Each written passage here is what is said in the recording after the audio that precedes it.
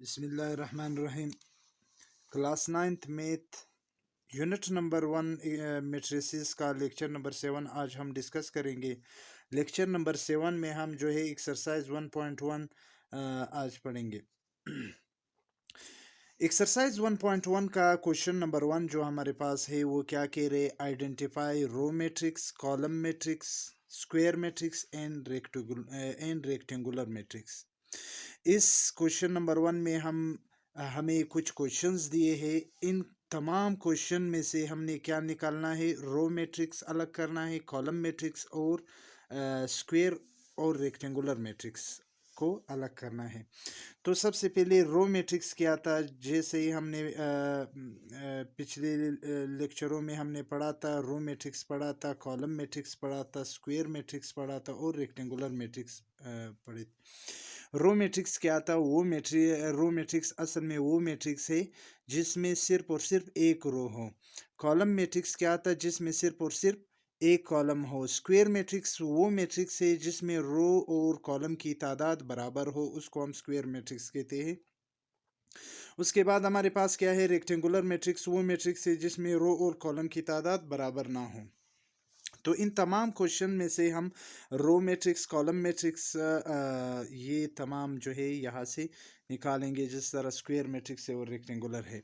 तो पहला क्वेश्चन जो हमारे पास है, ए किसके बराबर है, 5, एक मैट्रिक्स है 5 और 4। अब अगर हम इसमें देख ले तो इसमें क्या है, एक ही कॉलम है। सबसे पहले हम रो मैट्रिक्स निकालेंगे। इसमें रो मैट्रिक्स जो है, रो मैट्रिक्स हमारे पास क्या है, रो मैट्रिक्स। तो रो मैट्रिक्स इन तमाम क्वेश्चन में अगर हम देखें, एक रो यहाँ पे है, बाकी कहीं पे भी और एक ये है, यानी बी और सी हमारे पास क्या है, रो मैट्रिक्स है। बी और सी हमारे पास क्या है, रो मैट्रिक्स। उसके बाद अगर हम देखें column matrix, column matrix, column matrix इन तमाम क्वेश्चन में से जिसमें एक कॉलम हो, एक ये है, एक ये है, इसमें भी एक कॉलम है। तो इसको हम कह सकते हैं कि ए और सी हमारे पास क्या है, कॉलम मैट्रिक्स। इसको हल नहीं करना है, इसमें सिर्फ ये लिखना है कि कौन सा रो मैट्रिक्स है, कौन सा कॉलम मैट्रिक्स है। उसके बाद हमारे पास स्क्वायर मैट्रिक्स की स्क्वायर मैट्रिक्स को मालूम करना है, जिसमें रो और कॉलम की तादाद बराबर हो। अब अगर हम क्वेश्चन नंबर डी को देखें तो इसमें कितने रो है, 2 रो है, और कितने कॉलम है, 2 कॉलम है। रोज और कॉलम की तादाद बराबर है। तो स्क्वायर मैट्रिक्स इन क्वेश्चन में से कौन कौन से है, स्क्वायर मैट्रिक्स। स्क्वायर मैट्रिक्स को अगर हम देखें, एक हमारे पास क्या है, एक हमारे पास डी है, एक हमारे पास क्या है, अगर जी को देखें 3 रो है और 3 कॉलम्स है इसमें। तो दूसरा हमारे पास क्या है, जी भी हमारे पास स्क्वायर मैट्रिक्स है। और अगर हम यहाँ पे देखें सी को, सी में भी एक रो है, एक कॉलम है, नंबर ऑफ रोज और कॉलम की तादाद बराबर है, तो सी भी हमारे पास क्या है, स्क्वायर मैट्रिक्स है।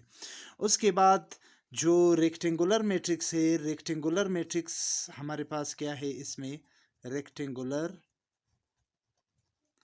मैट्रिक्स, इसमें रेक्टेंगुलर मैट्रिक्स जो हमारे पास है वो जिसमें रो और कॉलम की तादाद बराबर नहीं है, यहाँ पे 3 रो है और 2 कॉलम है। तो एक तो हमारे पास क्या हुआ, बी को अगर हम देखें, बी में कितने रोज हैं, 2, एक रो है और 2 कॉलम्स है।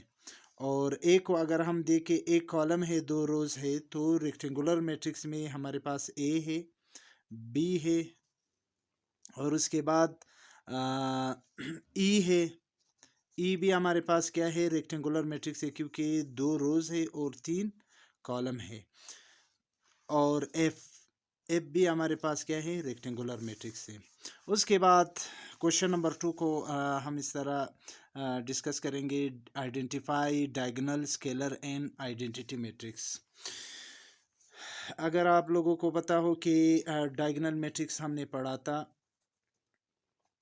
डायगोनल मैट्रिक्स वो मैट्रिक्स है जिसमें जिसमें लीडिंग डायगोनल में कम से कम एक नंबर जो है, कम से कम एक नंबर नन ज़ीरो होना चाहिए, बाकी ज़ीरो हो और यहाँ पे नन ज़ीरो।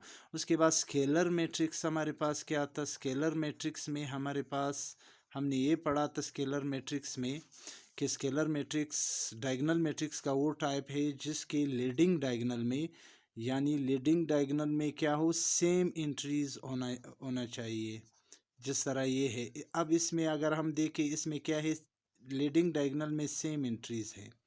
इसी तरह यूनिट मैट्रिक्स जो हमारे पास है वो क्या है कि लीडिंग डायगोनल में वन होना चाहिए। इसको हम क्या कहते हैं?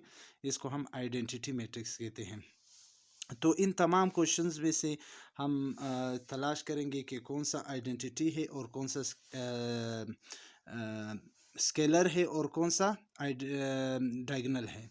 अब अगर ए को हम देखें, ए हमारे पास क्या है, इसके लीडिंग डायगोनल में जो है कम से कम यहाँ पे मुख्तलिफ़ किस्म की एंट्रीज़ है, तो हम इसको नाम देते हैं diagonal matrix.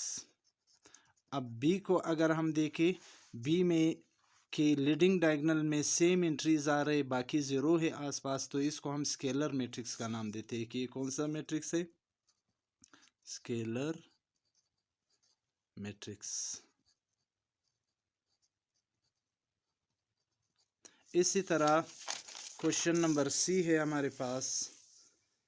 Question number C को अगर हम देखें तो इसकी जो मेन डायगोनल है या लीडिंग डायगोनल है, इसमें वन आ रहे, तो इसको हम आइडेंटिटी मैट्रिक्स कहते हैं, आइडेंटिटी